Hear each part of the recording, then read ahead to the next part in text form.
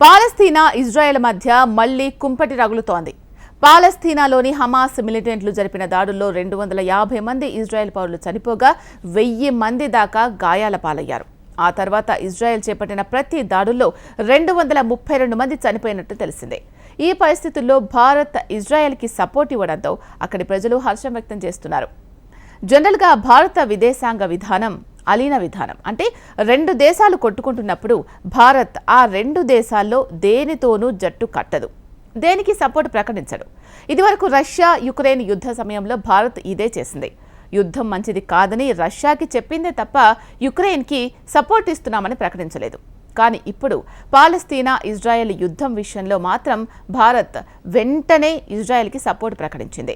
ప్రధానమంత్రి సపోర్ట్ ప్రకటన వెనుక బలమైన కారణాలు చాలా ఉన్నాయి.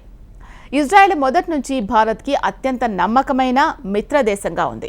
ఆ దేశం నుంచి భారత్ అత్యాధునిక ఆయుధాలను తరచూ కొంటోంది. అంతేకాదు అక్కడి ఆధునిక వ్యవసాయ పద్ధతులను భారత్ పాటిస్తోంది. వాణిజ్యపరంగా కూడా ఇజ్రాయెల్తో మొదటి నుంచి భారత్కి అనుకూలతలు చాలా ఉన్నాయి. అందువల్ల భారత్ ఇజ్రాయెల్కి సపోర్ట్ ప్రకటించింది. పాలస్తీనా విషయానికొస్తే ఆ దేశంతో భారత్కి పెద్దగా సత్సంబంధాలు లేవు. పైగా ఆ దేశంలో మిలిటెంట్ల హవా ఎక్కువ. వారు తరచూ ఉగ్రవాదుల తరహాలో దాడులు చేస్తూ మిడిల్ ఈస్ట్లో హింసకు పాల్పడుతున్నారు. మిలిటెంట్ల చేతుల్లో పాలస్తీనా ఉంది. అందువల్ల ఆ దేశంలో అభివృద్ధి లేదు.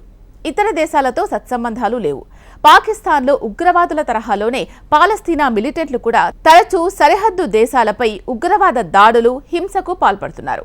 అందుకే భారత్ వెంటనే ఇజ్రాయెల్కి సపోర్ట్ ప్రకటించింది. భారత్ ప్రకటనకి ఇజ్రాయెల్ ప్రజలు హర్షం వ్యక్తం చేస్తున్నారు. Thank you India, India is with Israel అనే హ్యాష్ ట్యాగ్స్లో ట్రెండింగ్లో నిలిచాయి.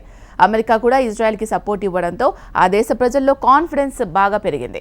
అయితే ప్రస్తుతం ఇజ్రాయెల్కి విమానాలను భారత్ రద్దు చేసింది. అక్కడి భారతీయులు అప్రమత్తంగా ఉండాలని కోరింది. ఇజ్రాయెల్ ప్రస్తుతం ప్రతీకార దాడులు చేస్తోంది.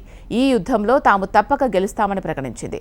తామేంటో హమాస్కి చూపిస్తామని అంటోంది. అయితే ఇజ్రాయెల్ ఒకప్పటికంటే ఇప్పుడు చాలా బలంగా ఉంది. ఆ దేశం దగ్గర అత్యాధునిక ఆయుధాలకు కొరత లేదు. అందువల్ల ఈ యుద్ధంలో ఇజ్రాయెల్ గెలవడం చిన్న విషయమే. కాకపోతే ప్రపంచ ఆర్థిక వ్యవస్థపై యుద్ధాలు ప్రతికూల ప్రభావాన్ని చూపిస్తాయి. ఇప్పటికే రష్యా యుక్రెయిన్ యుద్ధం వల్ల ప్రపంచ వాణిజ్యం దెబ్బతింది. ఇప్పుడు ఇజ్రాయెల్ ఎక్కువ కాలం యుద్ధం కొనసాగిస్తే భారత విదేశీ వాణిజ్యంపై ప్రతికూల ప్రభావం పడుతుంది. అందువల్ల ఈ యుద్ధం త్వరగా ముగిసిపోవాలని అంతా కోరుకుంటున్నారు. శనివారం ఉదయం పాలస్తీనా హమాస్ మిలిటెంట్లు పొరుగు దేశమైన ఇజ్రాయెల్పై మెరుపు దాడులు చేశారు. దాంతో ఇజ్రాయెల్ భూభాగంలోని భారీ అపార్ట్మెంట్స్ పేకమెడలా కూలిపోయాయి. వాహనాలు కాలి బూడిదైపోయాయి. 250 మంది దాకా ప్రజలు ప్రాణాలు కోల్పోయారు. దాంతో అలర్ట్ అయిన ఇజ్రాయెల్ కూడా ప్రతి దాడులు చేస్తూ ఉంది.